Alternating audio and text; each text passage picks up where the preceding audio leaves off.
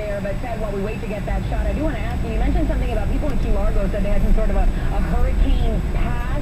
We do know that there was extensive damage in Key Largo as far as Snapper's restaurant, basically a total loss. The restaurant saying it plans to rebuild. But do the people there from Key Largo, are they aware that there were significant issues in their community as well?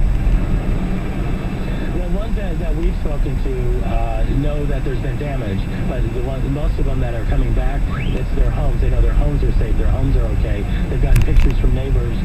They've been told by neighbors that we have something going on. Okay, Florida Highway Patrol is going to give us a little bit of information in just a few minutes. But as for what you were asking, yeah, they know that there's damage there, but their homes aren't damaged, and they figure getting to their homes would be okay.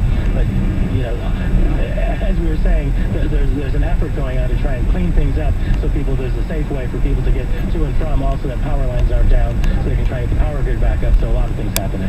Is this an orderly process? Are these people lining up their cars to try to get in there, first come, first serve, so to speak, or what exactly is, how are they gathering there? No, where we are here, there's not too many that are getting down to this area because they're stopped at the first checkpoint. And from that first checkpoint, they're not able to come past it. And then some of the people told us, some people told us that they were told to go to the Homestead Speedway and that they would stage over there, but I haven't been able to confirm that with any officials yet. I asked the county administrator, and he didn't know about that. So it could be, he just may not know about it. Are any people leaving? If you give us just a few minutes, and then we'll come back. Okay. If you can give us a few minutes, and then we're going to come back to you. Okay, you got it, Ted. We'll be right back to that. We're going to take a break here from you for a second and go to David Sutter. I think we have David back up again. David, can you hear us? David, if you can hear us. Yeah, I can hear you guys. Thank you. It's so good to have you back with us. I wanted to ask you about those pictures that you took and your first impressions when you saw what you saw down in Big Pine. Are you still there? Yeah, and my response to that, it's heartbreaking. We were interviewing a gentleman who was walking to find his brother, and as we were there, someone passed by, a friend of his, and the friend actually wrote it out with his brother and was able to tell him while we were interviewing him that his brother's okay, and the man just sobbing, you know, just so relieved. He was so worried, and so many people are in this situation right now. They just don't know what happened to loved ones. I know the word got out. Some people may not feel sorry because the word got out to evacuate, but it's sort of a conch way. People stay and they ride these things out, and this time it got them, and so it's going to be a real hard time for them. I predict that without food and water, without supply, a lot of people are going to be actually looking to get out of there.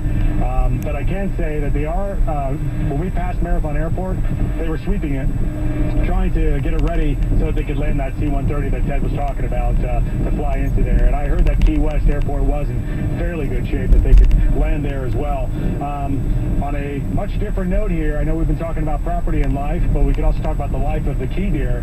The key deer were such a bright moment for us this morning.